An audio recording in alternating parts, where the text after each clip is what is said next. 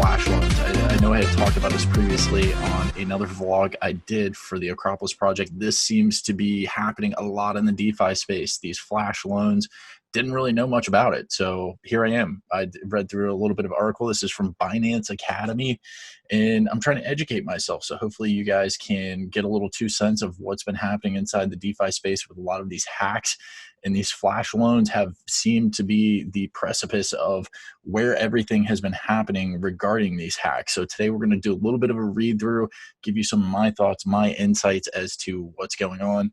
But this was really, really informative to understand, like, hey, how is this stuff happening? Why does it keep happening?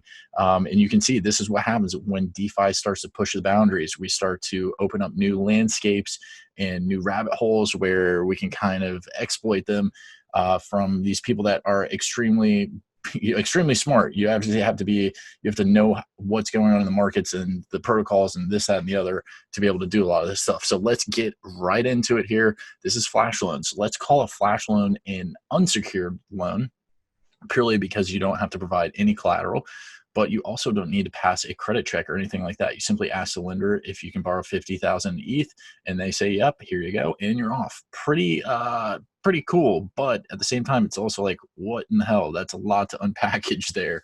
So I'm curious to know because if you can just get 50,000 ETH like that, boom, no collateral, like sign me up for that. But then again, it's like, what are the steps involved with that, and how can they secure this? So let's get more into this. The catch: a flash loan must be repaid in the same transaction. There you go. There's the hook. It's not very intuitive at all. But that's only because we're used to typical transaction format where funds move from one user to another, like when you pay for goods or services or deposit tokens into an exchange. However, if you know a bit about Ethereum, you'll know that the platform is pretty flexible. That's why some call it programmable money. In the case of flash loan, you can think of your transaction program as being made up of 3 parts: receive the loan, do something with the loan, repay the loan. It all happens in a flash. Let's just attribute it to magic blockchain technology. A transaction gets submitted to the network, temporarily lending you those funds. You can do some stuff in part 2 of the transaction. Do whatever you want, so as long as the funds are back in time for part 3. If they're not, the network rejects the transaction, meaning that the lender gets their funds back. Actually, as far as the blockchain is concerned, they always had the funds. That explains why the lender doesn't require collateral from you. The contract to repay is enforced by code. But what's the point? Well, at this stage, you're probably wondering why you'd take a flash loan out. If all of this occurs in a single transaction, you can exactly purchase a Lambo, can you? Well, that's not really a goal here. Let's focus on part 2 of the transaction described previously, where you do something with the loan. The idea is to feed funds into a smart contract or chain of contracts, flip a profit, and return the initial loan at the end of the transaction. As you can see, the point of flash loans is to profit. A couple use cases where this could come in handy. Evidently, you can't do any off-chain stuff in the meantime, but you can tap into DeFi protocols to make more money using your loan. Dun, dun, dun. The most popular applications are in Arbitrage, where you take advantage of price disparities across different trading venues. Interesting. So this is what happened with Harvest. Same thing. It was an arbitrage opportunity. Once again, it's all of these kind of DeFi protocols and how they've been set up. And then this brainiacs who are behind all this being able to connect all these dots. So suppose the token trades for $10 on a DEX, but $10.50 on DEX B. Assuming 0 fees, buying 10 tokens on DEX A before reselling them on DEX B would yield you a profit of $5. Easy peasy.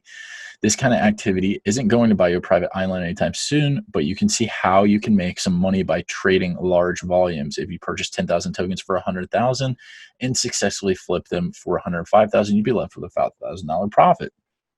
If you require a flash loan, you can take advantage of arbitrage opportunities like this on decentralized exchange. Here's an example of what that might look like. Take out a $10,000 loan, use the loan to buy tokens on DEX A, resell the tokens on DEX B, return the loan plus any interest, keep the profit. Pretty cool. all in one transaction. Realistically, though, the fees to transact combined with high competition, interest rates, and slippage make the margins for arbitrage razor thin. You would need to find a way to game price differences to make the activity profitable. When you compete against thousands of other users trying to do the same thing, you won't have much luck. So this is why I had to really dive in here to understand what the heck is going on. So flash loan attacks, this is with the nitty gritty. Happened to Akropolis, happened to Harvest. I think APY was another one. But this is kind of the behind the scenes here. So cryptocurrency, and by extension DeFi, is a highly experimental field. When so much money is at stake, it's only a matter of time before vulnerabilities are discovered. In Ethereum, we saw the example of this. The 2017 DAO hack. Numerous protocols have been hacked 51% for financial gain. So the first flash loan attack is good. This is kind of like the history of things. So in the first, the borrower took out an Ether flash loan on DYDX, a lending dApp. Then they divided that loan and sent it to two other lending platforms, Compound and Fulcrum. On Fulcrum, built on the BZX protocol, the attacker used a portion of the loan to short ETH against wrapped Bitcoin, meaning that Fulcrum now had to acquire WBTC. This information was relayed to yet another DeFi protocol, Kyber, which filled the order on Uniswap, a popular Ethereum-based DEX. But because of Uniswap's low liquidity, the price of WBTC rose significantly, meaning the Fulcrum overpaid for the WBTC it purchased. So a lot to unpackage there. So like, this is what I'm saying is the brainiacs behind these, the exploiters that can see this big picture and then kind of start to connect these dots. Like, you have to be extremely smart and you have to know what you're doing, because you're involving like 5 different DeFi protocols. Let's see, it's Fulcrum, it's DYDX, it's Compound, it's Uniswap, it's Kyber. Like, just right there, that's 5 DeFi protocols, and this is all happening like in a few clicks. I'm sure they have this all stuff like set up and planned to be able to manipulate it like this for an arbitrage opportunity. So at the same time, the attacker took out a compound loan of WBTC using the rest of the DYDX. So that was the tip of the iceberg. That was only the first half of it. And the other half of the loan, now he's going into compound, like crazy stuff. The price pump, they flipped the borrowed WBTC on Uniswap and made off with a decent profit. Yeah, I'd say so. Lastly, they repaid their loan from DYDX and pocketed the leftover ETH. Crazy. So the bottom line is the attacker leveraged 5 different DeFi protocols to manipulate the market. Holy shit. So incredibly, all this happened in the time it took the original flash loan to be confirmed. Have you identified where the problem was?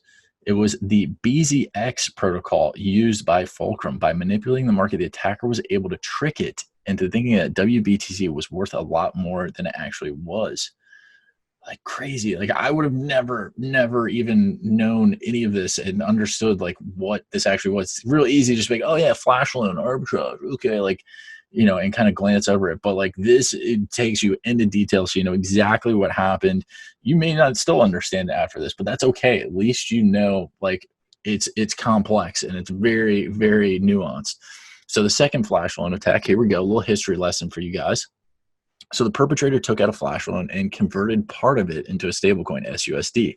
You probably already know that stablecoins track the price of fiat currencies. These are the peg stablecoins.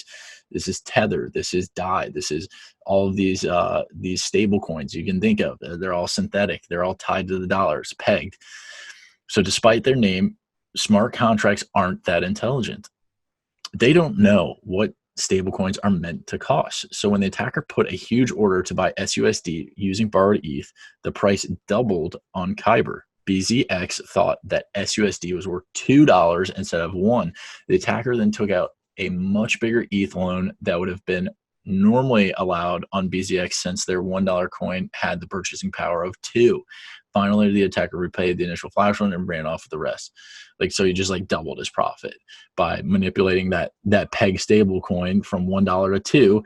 Imagine if you took out a loan for $10,000 and then boom, all of a sudden it was worth $20,000 just because of that peg. So it's just crazy to see how people can even understand this to be able to do that. Like, I wish I had that knowledge, but these people have obviously had a huge background in either finance, coding, developing, whatever it is. They have it, and you can see people have been doing it. So are flash loans risky, right or wrong? This particular attack vector is impressive, if only because it showcases how far attackers can go. It's easy to retrospectively look at the method that they used and say BCX should have used a different price oracle to get its data. But the reality is that this kind of heist is incredibly cheap. It doesn't require much investment from the attacker. There was no financial deterrent that prevented them from pulling this off.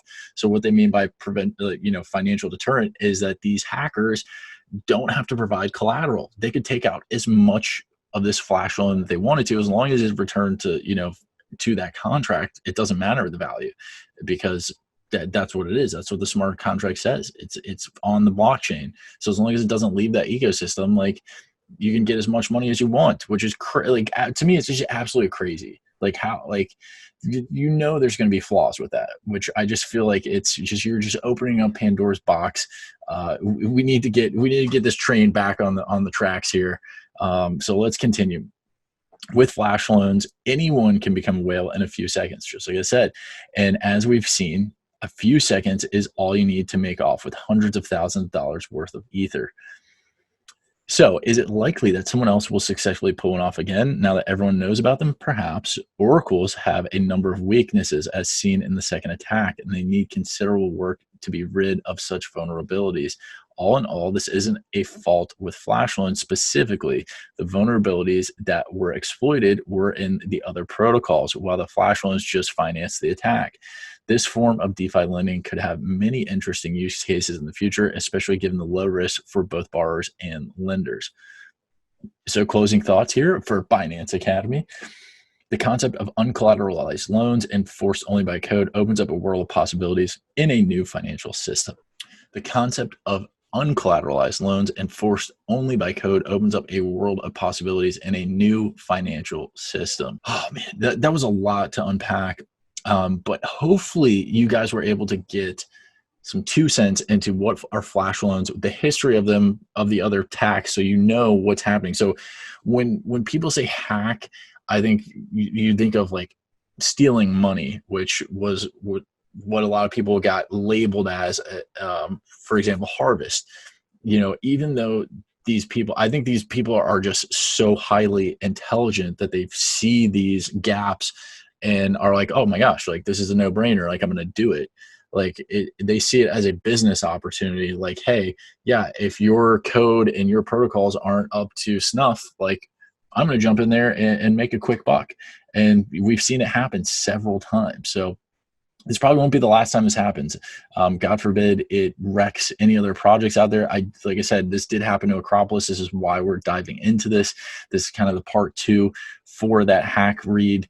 But yeah, I would say it's more of an exploit, and just being able to connect these dots to be able to do that. I mean, I kind of have to have a lot of respect for those people that do that. But it's also, like, at the same time, it does feel a little bit like stealing, manipulating. It's just such a gray area, morally, ethically. But I think the crypto community will be able to police itself and right the ship here when it comes to a lot of this stuff, whether it means fixing these vulnerabilities or finding those who are exploiting this so that we can get their help and be like, hey, dude, like, what do you know that we don't, to be able to fix this stuff? So hopefully this comes to a lot better conclusion, where hopefully we'll see less of this. I appreciate you guys joining Bentwan's blog today for today's article read through flash loans. Get educated about crypto and blockchain. Stop by, follow me on Twitter, Bentwan27, Bentwan's block. And if you haven't, go check out my art. It's all over Rarible. We got some crazy pieces. We got some goofy. If you like sports, you like pop culture, I do a lot of that kind of art stuff. Check it out. Bentwan on Rarible. I appreciate you guys. Over and out. Until next time.